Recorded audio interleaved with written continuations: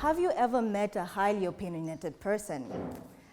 And by this person, I'm talking about that one uncle that usually comes in drunk, or the other uncle that thinks he's lived through 7 to 8 generations.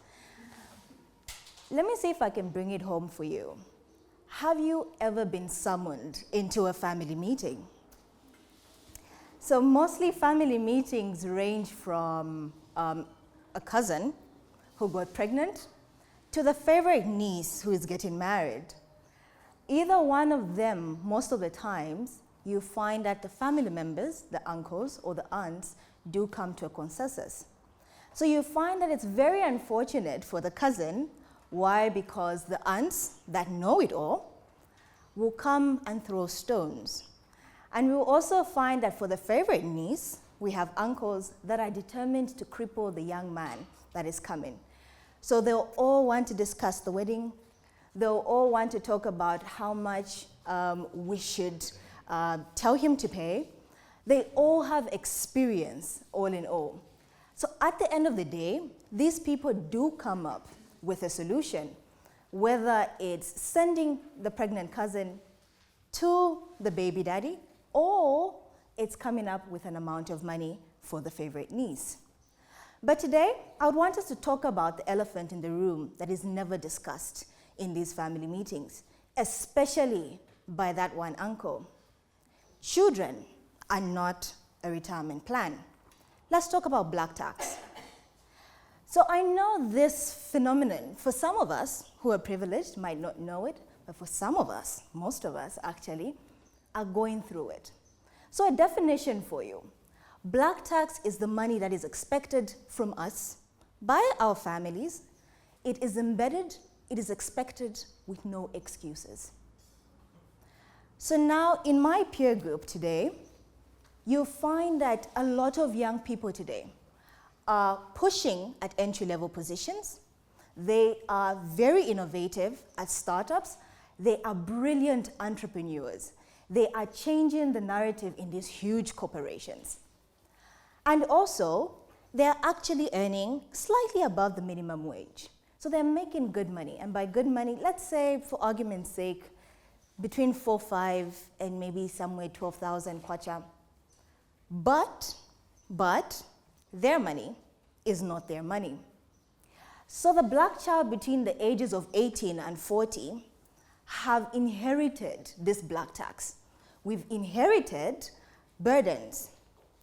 So our parents, uncompromising, out of love, spend thousands of kwachas on us from birth to the time that we get our independence.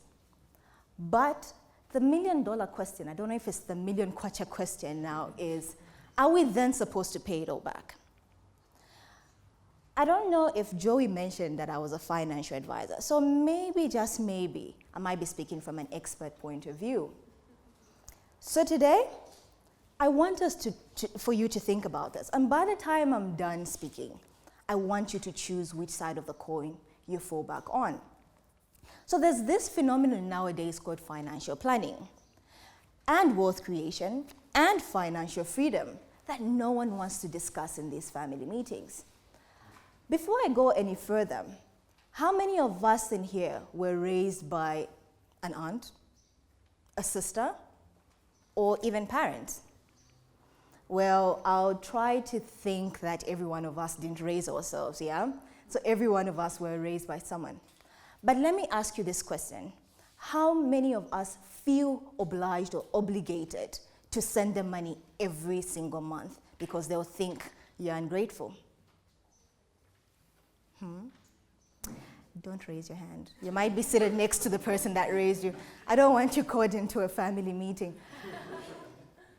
The one thing that I want us to do is take this with a pinch of salt. I'm not saying let's abash black tax.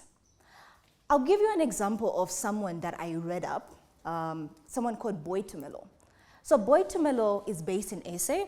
He's a branch manager, a bank branch manager. And he had this sentiments to say. He said, black tax is not as bad as you're trying to term it. We are Africans, we're raised by communities, And also, let us not westernize our cultures. Let us not embrace things that are coming from abroad and try to introduce it in our cultures. We are Africans. Yes? But then he goes on to say, because Africans don't have generational wealth, that means I am to take care of everyone else. So that caught my attention. He said generational wealth. I'm glad he admitted it. I'm glad that he said that, but he didn't leave out reality. So what is this generational wealth? Let's talk about this today. And of course, I am talking to parents, I'm talking to future mothers and future fathers, or current parents. Children are not your retirement plan. You are not having 5 kids to multiply their income by 5 only for you to know how much you're going to be earning in your retirement. So the one thing that I need us to understand is black tax is black tax. Let's not get rid of it. But I want you to understand that I do not want your child graduating thinking that when my dad or my mother calls, hell will rain down if I answer that I do not have funds. So there's this phenomenon, like I mentioned, that is called generational wealth. So there are always 2 sides to this coin. Like I mentioned, let's not abash black tax, but let's change the narrative. You and I, let's keep it.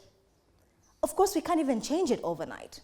But the good part is, most of us in here are between the ages of 18 and 40.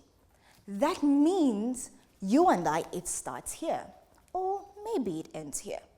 Whichever way, we're only changing the narrative. Let's leave it as black tax, but let our children give back from a point of love and not obligation.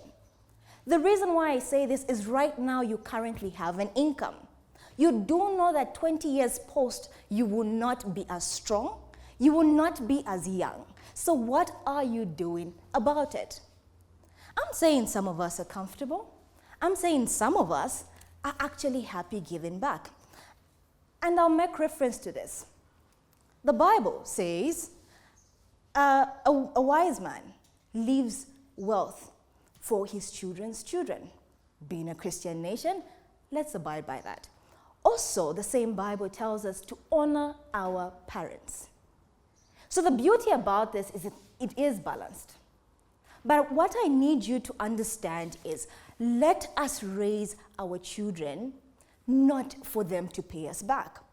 How about we start passing on wealth and not burdens? How about we become the generation that starts that particular innovation? So let old traditions marry with 21st century traditions. We're not changing anything. Let's say, let's honor our parents. But parents, do not come at us saying, because I birthed you, mwanangu, pay me back. You ungrateful child. Those are the sentiments we get. And honestly speaking, we cannot speak back. Why? Because we are Africans. We respect our parents, and I speak from a point of respect. Another thing also, we don't like to talk about the things that goes through the minds of men. So immediately, 2 young people get married, guess what?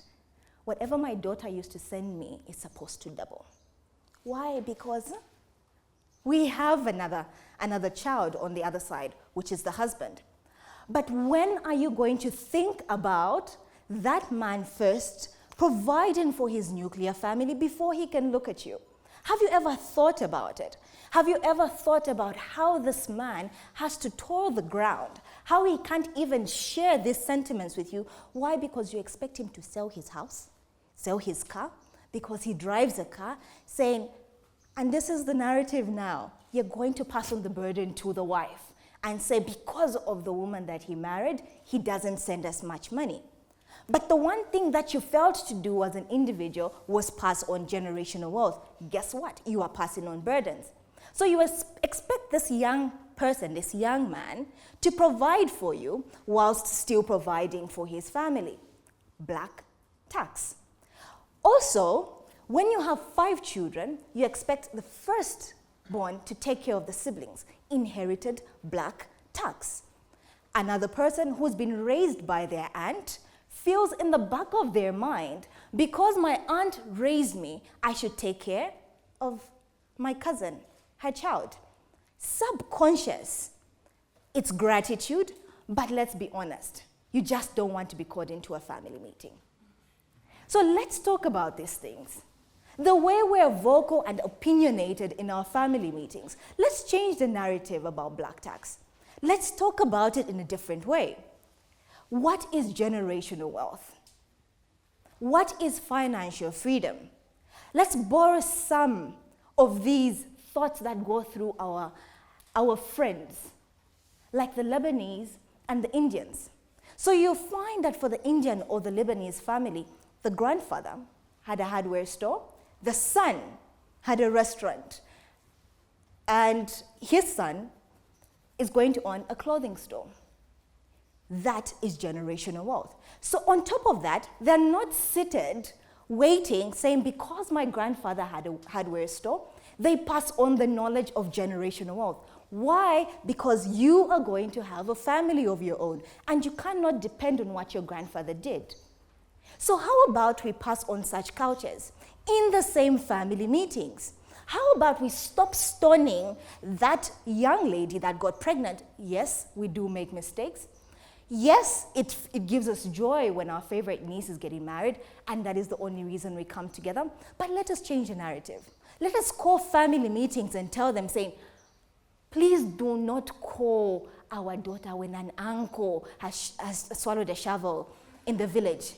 You cannot save a 2,000 kwacha without receiving an emergency. I'm not saying let's not give. We've been raised by the community. We are part of a community. We are Africans. We thrive because of the community. But I want us to graduate, to go into this world, thinking, saying, you know what? My mother is my core. I love my father to death. Lord knows this. But you need to understand that I have obligations. I have things that run through my head. There are certain days when heaven is not so close. But maybe, just maybe, in as much as he loves me, he might not understand. It's coming from a point of love. So let us change the narrative. Like I said, take this with a pinch of salt. You might take it, you might not. It might affect you, it might not. But one way or another, 20 years post, which parent are you going to be? Are you going to be the one that terrorizes your children because they did not send back? Or are you the one that bugs them from a point of love and say, honey, it is my birthday, I need some flowers? Or even on days when there's an emergency, you sit down your child and say, Monango, at a certain point, I need this. But because we're Africans, parents don't have that approach. It's either you do or you don't. And if you don't, I'm sorry. So let's change the narrative. We are young, we are working, we are still very young. And because we live in this integrated world that is moving at a very fast pace, means in this room, I can guarantee you most of us are successes, just by the bare fact that you came to a TED Talk. So that in its own attributes to the fact that you are bound to make a significant amount of money by the time you get to retirement. Start planning for your retirement, because children are not a retirement plan. Have children out of love and not for income purposes. I might say too much, but let he who has an ear hear. Thank you.